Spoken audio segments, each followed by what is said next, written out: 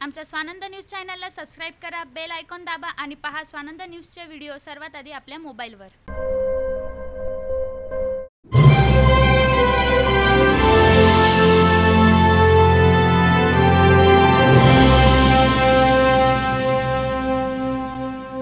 नमस्कार, मी रोहिणिका वानखडे। स्वानंद न्यूज मध्ये आपले स्वागत। चर्चा तर होणारच।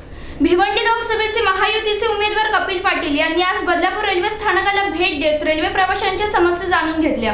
यावेळी चक्क बंद पडलेल्या सरकत्या जिना चढून जाण्याची नामुष्की त्यांच्यावर आली।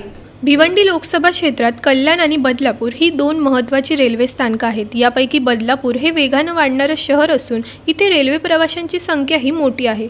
त्यामुळे कपिल पाटील यांनी आज बदलापूर स्टेशनवर येऊन रेल्वे प्रवाशांशी संवाद साधला। यावेळी एका प्लॅटफॉर्मवरून दुसऱ्या प्लॅटफॉर्मवर जाताना ते सरकत्या जिन्याकडे वळले, पण जिना बंद असल्यानं जिना चढून जाण्याची वेळ त्यांच्यावर आली। त्यामुळे खासदारांची ही अवस्था असेल तर प्रवासी इथून कसा प्रवास करतील असा प्रश्न उपस्थित झालाय। निश्चित आता आहे आचारसंहिता, त्यामुळे हे सगळं प्रशासनाच्याकडे आहे। तरीही मी इथून गाडीत बसल्याबरोबर GMला किंवा DRMला फोन लावणार, त्यांना सांगणार मी स्वतः त्या ठिकाणी गेलो होतो, मी प्रवास केला बदलापूरवरून, मी त्या जिन्यावरून बंद असलेल्या जिन्यावरून गेलो। ही रेल्वे प्रशासनाने याच्याकडे लक्ष दिलं पाहिजे।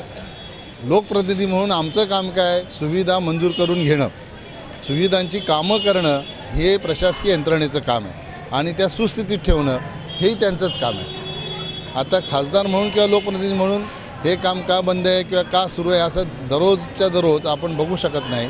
पण कोणी जर लक्षात आणून दिलं असतं तर यापूर्वीच मी त्याचा पाठपुरावा करून ते सुरू करायला लावलं असतं। पण आता निश्चितपणाने काय टेक्निकल प्रॉब्लेम आहे मला माहीत नाही, पण नॉर्मल काय असेल तर 2 दिवसात तो सुरू होईल याची खबरदारी निश्चित नाही। यावेळी प्रवाशांनी त्यांच्याकडे लोकलच्या फेऱ्या वाढवण्याची प्रमुख मागणी केली, ज्यावर लोकलची संख्या लवकरच वाढवू असं आश्वासन कपिल पाटील यांनी दिलंय। तर बंद पडलेल्या सरकत्या जिन्याची देखभालीची जबाबदारी रेल्वेची असल्याचं सांगत त्यांनी जबाबदारी झटकण्याचा प्रयत्न केला। अमित जाधव, स्वानंद मीडिया, बदलापूर।